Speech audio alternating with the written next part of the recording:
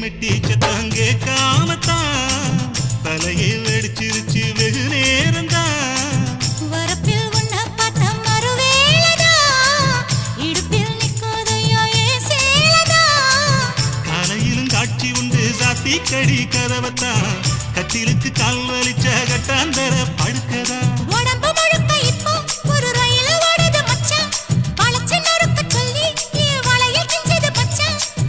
அடடா அல்வா துண்டு இடுப்பு போங்கிடுப்பு அழகா பத்தி கிச்சி நெருப்பு தூள் கிளப்பு.